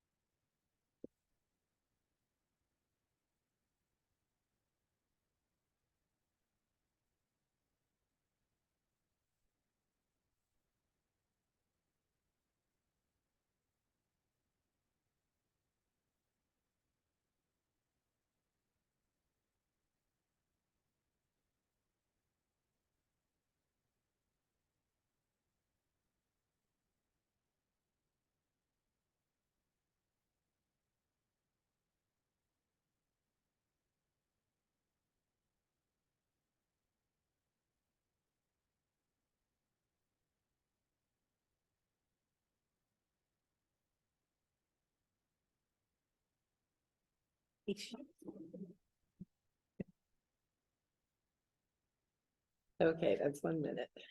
Okay, to lead us in our second round of evaluations is our general evaluator, Karen. Thank you. As we move into the second series of evaluations, to evaluate our clueless story by Kyle, we will have Bill doing the story, Mary Morrison doing the content, and Lee doing the humor. I'll call on Bill first. Thank you, Madam General Evaluator. And Kyle, thank you for that great story. When I look at the story evaluation, I'm thinking, was it easy to follow what was happening and why these components fit together? And the answer in short to me was yes. It made a really smooth progression from beginning to end. I picked up on 4 or 5 different stories within the story. Your early discovery with Amy, your high school, then your college, marriage, Christmas party, and your cat. It all fit together, and each story actually built on the one previous. So I did appreciate that, and I learned a lot of good techniques that I might be able to use in stories for me in the future. One thing that I thought might be an opportunity is the opening. Could we expand it a little bit to give me a clue of where you're going with this and why it's important? You had an opening. I didn't quite pick up on. It took me a few minutes to pick up on where you were going with it. The story about college, I thought might be a great opportunity to even expand more, again, because it fit, it hit it and moved almost right away. So I thought maybe we could expand on that college, on how you were clueless in college as well, because it was a success story. You met your wife, but I didn't get the sense of that clueless that we had with Kismet and with Amy, and which was very funny, by the way. So I thought if you could expand on those 2 aspects, would be an opportunity to even make a better story. It was a lot of fun, and I did get a lot of laughs out of your story. With that, I will turn it back to Mary, who is going to tell us her content. Any questions?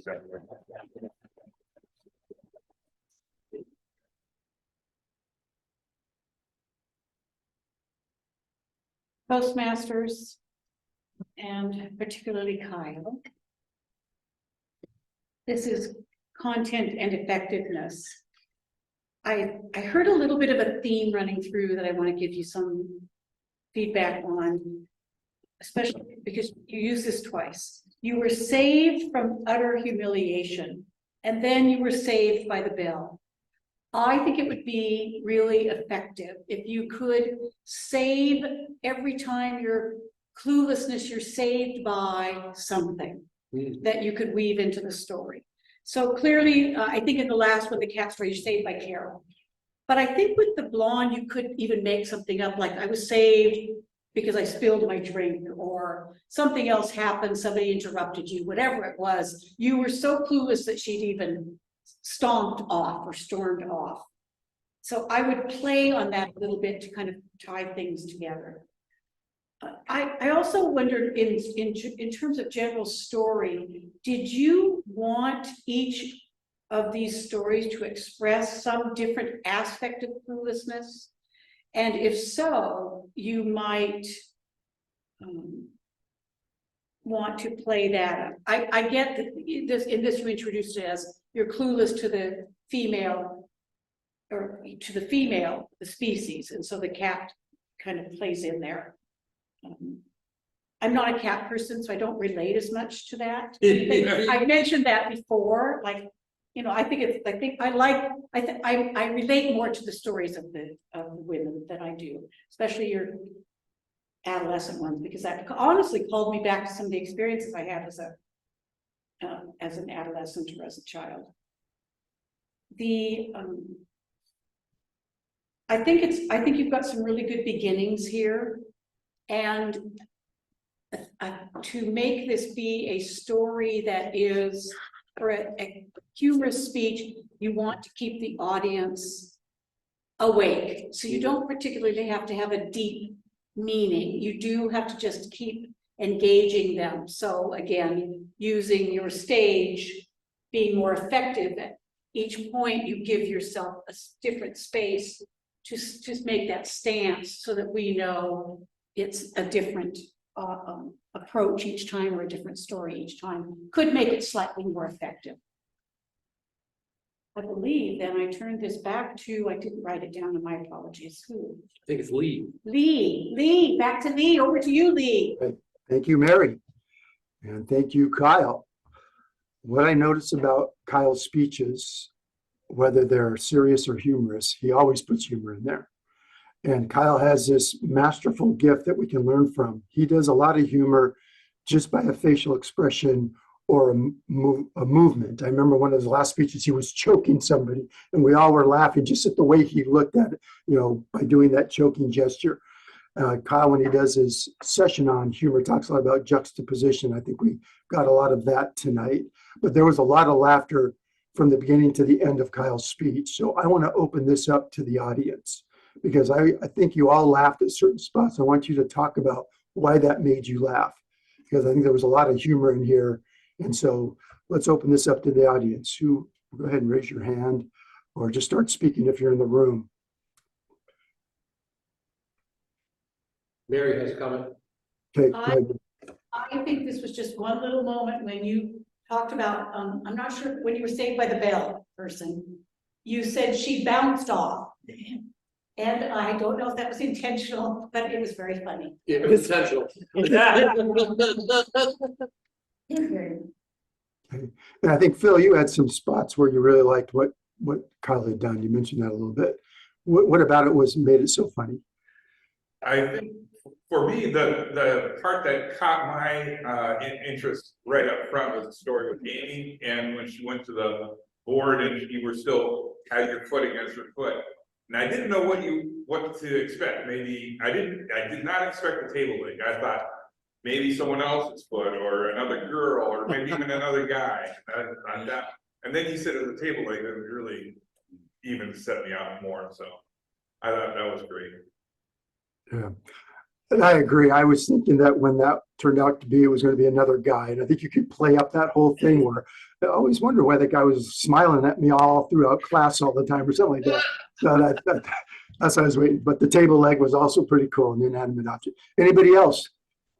I just wanted to mention that the difference between Amy and you not looking down and keeping your eye tanked, and that worked with her.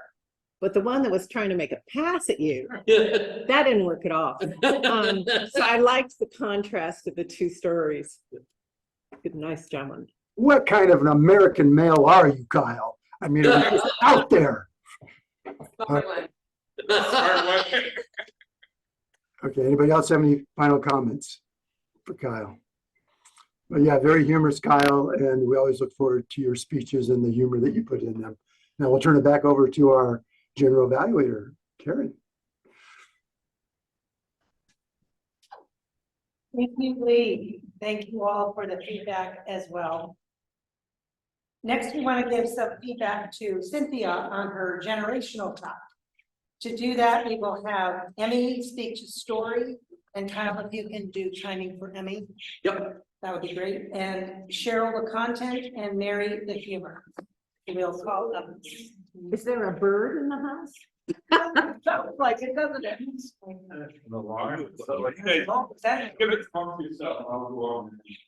Let me have your phone. My phone's up there. Okay. They're having some noise.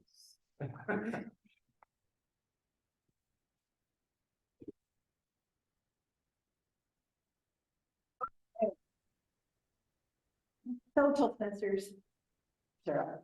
I had such a fun time listening to that speech. It was, the very first thing out of your mouth, why do things have to be so dang difficult? That wasn't actually in the speech title. You added that little extra emphasis when you gave the speech, which I thought was a lot of fun. And, I know we try not to swear in these things, but I think it really does add to it.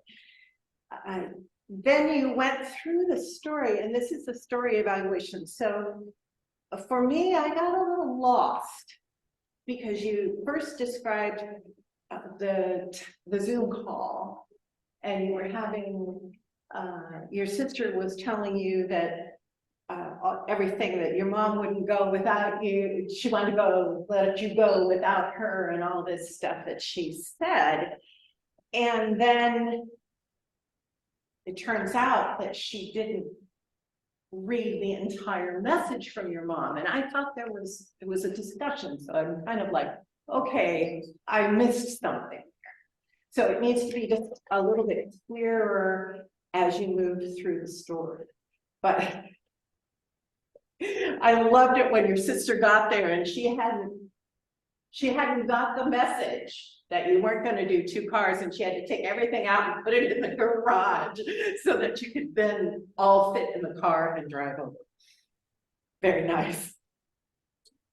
And then I thought your conclusion could have used a little more time. When you got to the conclusion, I wasn't ready for it.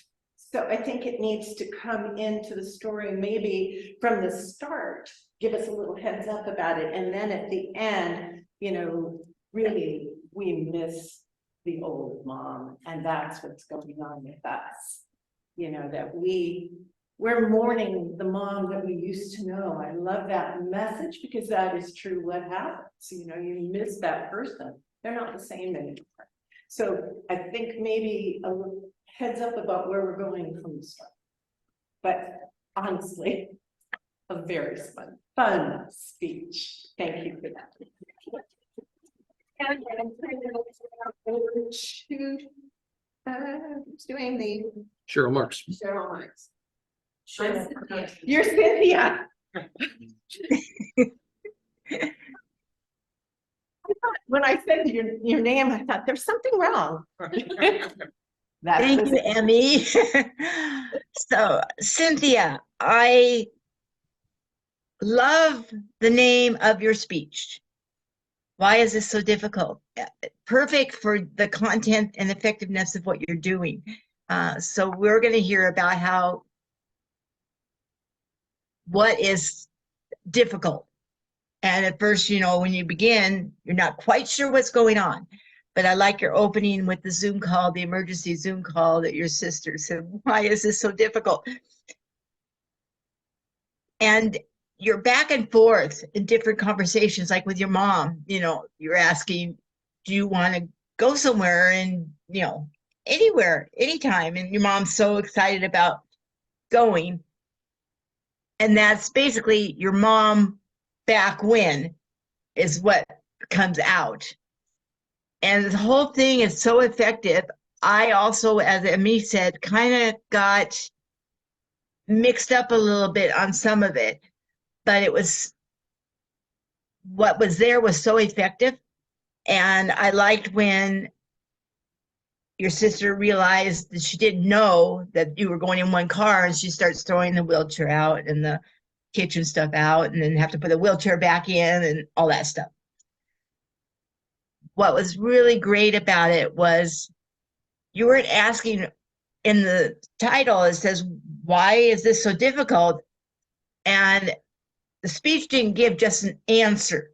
It gave a whole theme, a whole, you know, situation all the way to the end. When you come down to it and you say, you remember your mom the way she was, and instead you got what mom is now. And it was just a perfect ending that told us, why is this so difficult? And that's because mom isn't the way she used to be. Mom is what she is now. And that's what you have to do. That's what's so difficult about things. But it was a great story. The effectiveness in a lot of places were so big, and you could follow the story from how your conversations were, and you kind of pictured you dealing with that stuff. So I really appreciate your speech today.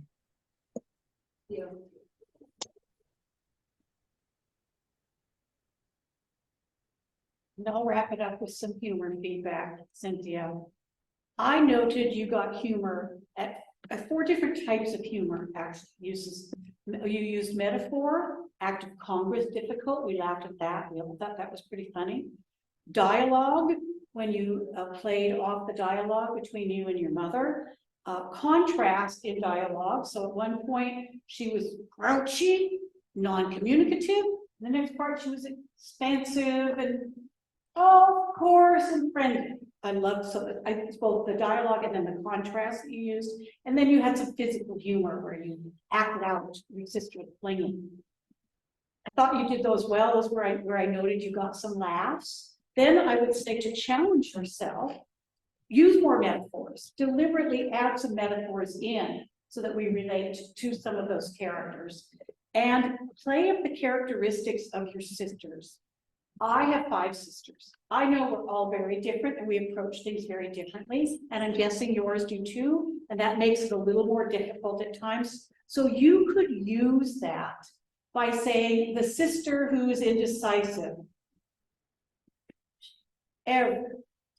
takes time, or the sister who's so busy you can't even do everything, right? So you could just play up all of that. It's in you. You know it about each other, and if you used that, then that could really add some humor to what's an essentially very poignant story. So thank you so much for all of that. Back to you, Madam General.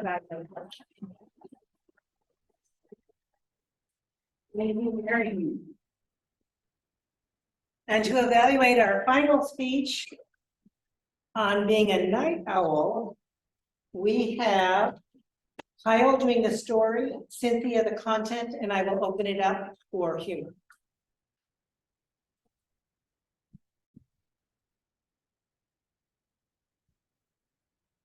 Lee, I loved the story. A lot of humor. I'm not going to address much of that. very effective. If you don't change a thing, it works well. Looking at it from a story point of view, the first question I was trying to answer is, what is the conflict? Well, this conflict is Lee's internal battle with pettiness and learning to let go of some of those petty judgments. And I think you did a good job of talking about that. You could address it more explicitly. The therapist said you talked about letting go of something that you recognize as petty, but you didn't use the word judgment, because we're making judgments. You started out, one of the very first things you mentioned was having toast with "I can't believe it's not butter." And this was the point where you're still irritated at things, and you didn't describe how irritated it would be to have toast with artificial, it's not even margarine, it's artificial margarine. So I paint a negative word picture there. And then when you're dealing with your 4,000 cards, one of them should be artificial margarine, like "I can't believe it's not butter." You should have that in there. So that's a callback to the previous thing. And then of course at the end, after the svelte Norwegian gazelles run away, you should go back in and have your morning, afternoon breakfast with toast and "I can't believe it's not butter," and this time turn it into a positive word picture.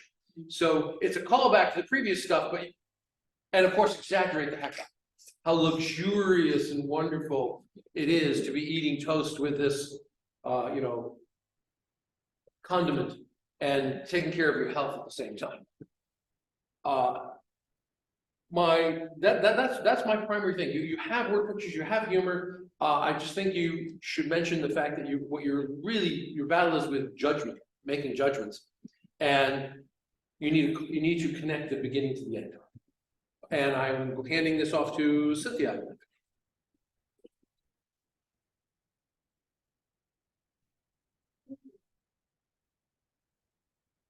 Thank you, Lee. I really enjoy your speech. I've learned so much from you. I use the techniques, and just as an aside, I use the techniques that you talked about in last month's meeting to rewrite my speech for today, and I appreciate it. I love that you can't believe it's not butter, but I missed the fact that you didn't like it. I liked it. And I was like, yeah.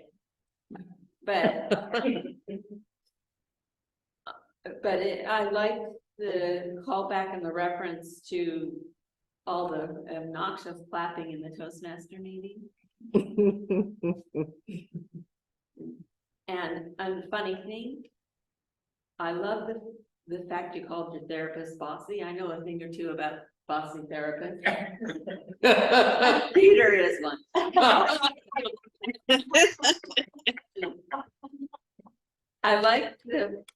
I thought it was effective how you ripped up cards and you were reading them and throwing them over your shoulder, and then you were looking at the one that said morning and you didn't rip it up until the very end. I don't understand somebody who isn't a morning person. I'm a total morning person, but I used to be an evening person, so I went to the dark side. I can understand writing everything down. My therapist told me to do the same thing, but not on Post-it notes. So I don't know. All in all, the content and effectiveness of your message was very good. I'm not sure what to say to improve, but I really enjoyed your speech, and thank you for giving it.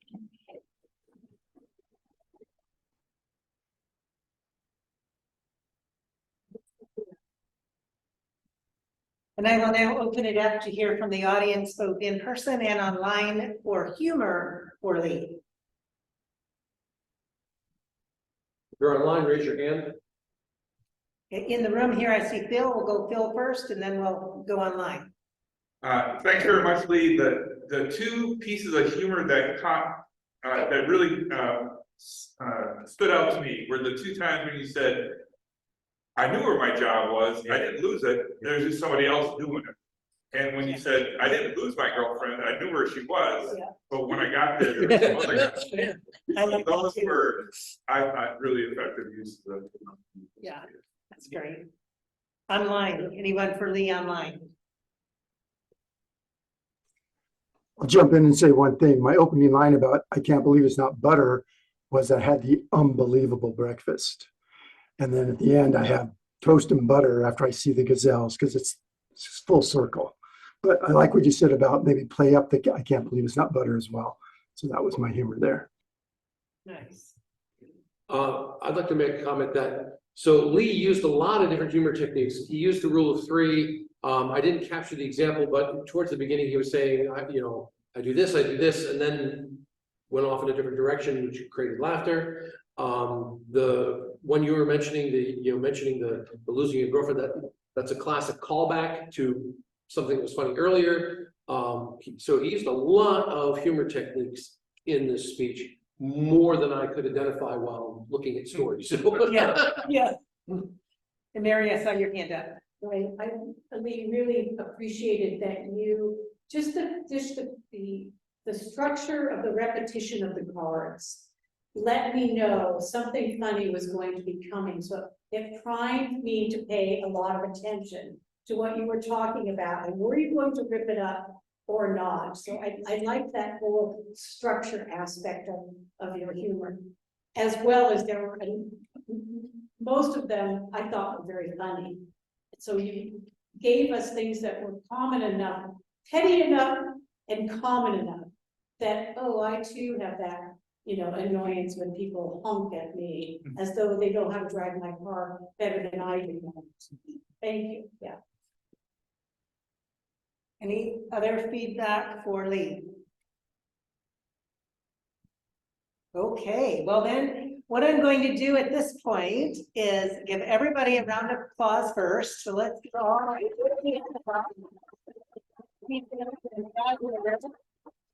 And then I'm going to call on ME to give us our timers report.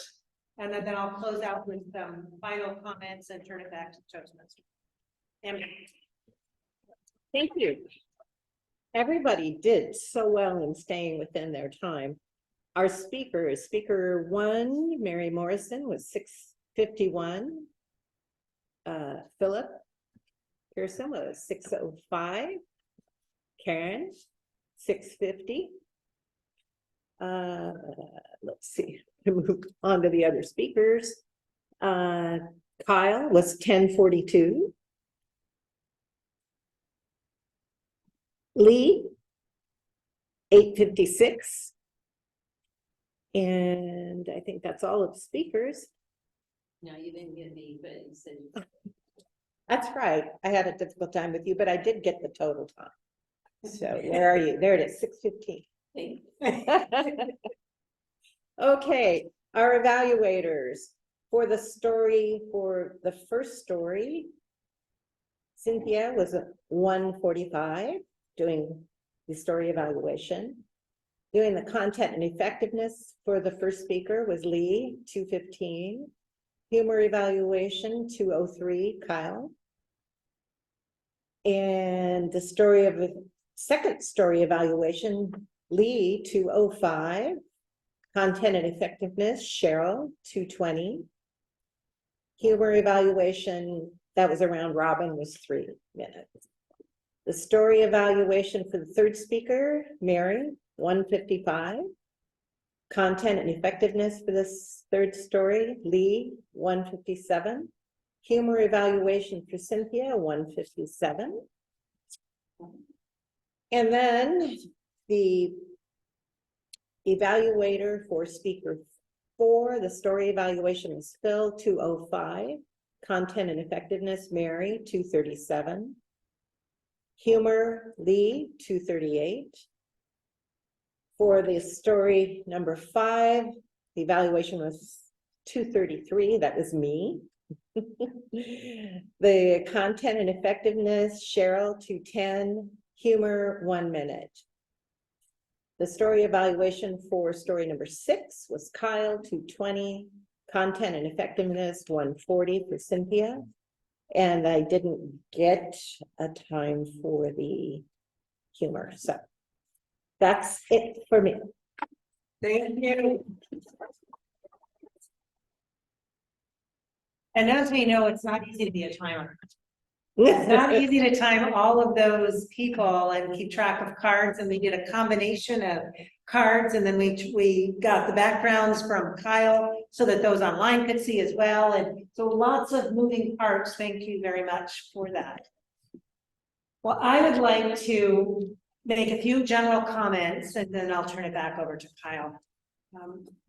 I'm very grateful for this opportunity today to have a live audience. Makes a big difference when you can have live, and then having it be hybrid is even more powerful because you have both the online and the in-person. We have Toastmasters, we have guests, we have food, we have interaction, we have socializing. All of these are very positive things, and I love the fact that it was all pulled together. Thank you, Kyle, for the technical side of it, and Emmy for coordinating the food and all the things there, and I'm glad we were able to get the space. So all of those things were very positive. Now, we had 6 very humorous stories today. We had Eyebrows Friends, Impact, Clueless, Generation, and Night Owls. 6 different funny stories, and I think we were able to give feedback to everyone that helps them now take their stories to the next level. I do want to highlight a couple of things that I thought were most powerful, and that was, Mary, you gave a lot of very specific feedback around structure, type of humor, suggestions for possibly reorganizing, things like that. I think that's really helpful when we're at this point and trying to take our speeches that we've maybe done before to the next level. Kyle, you also did that in several ways with giving examples of humor, how to use gestures and space and things like that. So those 2 really stood out to me as very specific.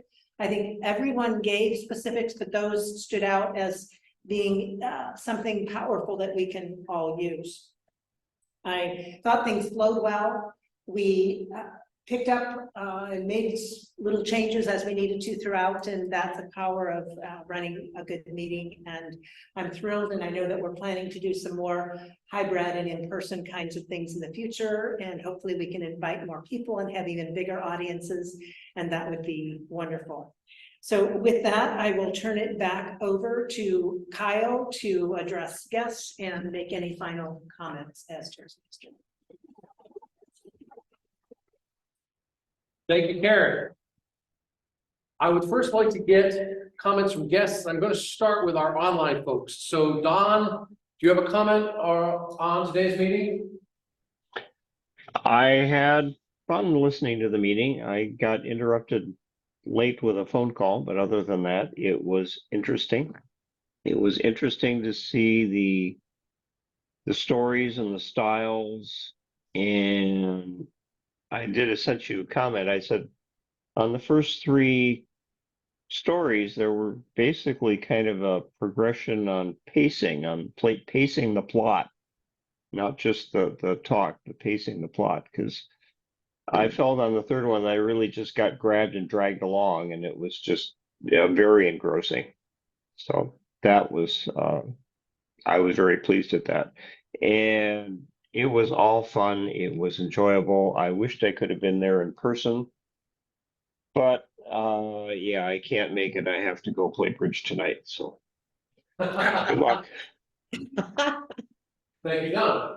Liz, look, do you have any comments for us? Yeah. Yeah. And I'd like to say thank you for having me in a kind of geek feast, speech feast. Now in Korea, it's 3 o'clock in the morning. Oh, gosh. My excuse is I cannot fully join in first break into laugh with you. I wake up, my eyes wake up enough to watch the meeting, but my ears didn't wake up enough to hear In that respect, I feel so sorry, but I learned a lot, especially I could not fully catch what the speakers say, but I got lots of help through evaluations. So I want to say thank you a lot, and I enjoyed it. Thank you. Thank you. Now we have two gentlemen guests. It's Bill? Peter, I'm sorry. I normally write people's names down when I get them, and I didn't do that today. Peter. I enjoyed all of the speeches and the feedback. The constructive criticism seemed very constructive, and I liked the way that people were able to take things that in other contexts people would think of as weaknesses or things to be insecure about, and flip them around to become both objects of humor and objects of personal growth. So that seemed to be a constant theme running through all of these. Sure. Thank you. And Doug. Doug. I go by Doug today. Okay, sorry. I thought it was a very good, very positive meeting. I enjoyed the stories, as Peter said, and I particularly enjoyed the commentary, the evaluations, and people's sensitivity to all that was being said, and the variability of the different ways that you build it and build a story. I think there's a lot for me to learn, and I appreciate all the effort that everyone put into building your stories. Thank you. Thank you, Doug. So we've learned a few things today about doing a hybrid meeting. One of the things we'll do next time is we'll take this camera, push it back there, and put people on the sides so that the speakers at that end looking at the screen, so speakers can see the audience here as well as the audience there, and so forth. So we'll set up the room differently next time. That's assuming we're here. We may be somewhere else. When we're going to do our next hybrid meeting, I don't think has been determined. The officers will talk about that. And of course, but as a club, we are targeting next August, which was when we're supposed to be doing our live storytelling and humorous story showcase, which hopefully we'll have a big audience for, both in person and online. I would like to encourage all our club members, if you thought today was worthwhile, if you thought it was worth the effort, then please go back home, tell your other club members, tell your other fellow Toastmasters, go on, if you use Facebook, go onto Facebook, find the posting for this meeting and put comments on it about what you enjoyed about it or what value you got out of it. Let's let people know it was worth being here. So I think I'd like us to be deliberate about that. The last thing I want to say, I want to slip into my VPE mode. I do not have any homework assignment for anybody other than to sign up for December's meeting. Now, December's meeting, we're going to be further developing our storytelling skills. We're going to be talking about building your character and some of the things that go into that. I'm going to be inviting Rebecca P. Murray to come back and do that if she's available. If she isn't, I may be seeking a member here to lead that. And we want to start talking about some of the other humor techniques we can use. We've already talked about juxtaposition and metaphor as tools of humor. There are other tools we can start talking about. Part of me is tempted to grab that, but I don't want to hog that teaching humor spotlight. So if you're interested, we can talk about it. And I have some websites that I've found that I can share with you. So if you're interested in stepping up and doing 10 to 12 minutes on 3 humor techniques, which we've identified with David, let me know. And I'll start planning the December meeting. Emmy. We had also talked about building a form for each kind of evaluation, for the humor evaluation, for the story evaluation, for the. Yes. And that got dropped. You're correct. So I would like to see us do that before the next one, so that people have a form, or at least a format. Okay, so let's set a deadline. I said I would make a first draft of the humor. Somebody else was gonna make a first draft of the storytelling, and somebody else was gonna make a first draft of the content and effectiveness. Do you remember who was doing what? I think I said I would do the story. Okay, so I need somebody who's willing to do a first draft of content and effectiveness. Wow, oh, Okay, so Phil and Mary and I will coordinate, and let's set a date. And be clear, it's gonna be Emmy, not Mary. Did I say Mary? Yes, it is. Sorry. my name is Mary, but. I'm looking over here and Mary had some expression on her face and just must look left. So, Emmy and Phil and why don't we target sending out a first draft before Thanksgiving? Okay. Is that okay with you, Phil? yeah. You know,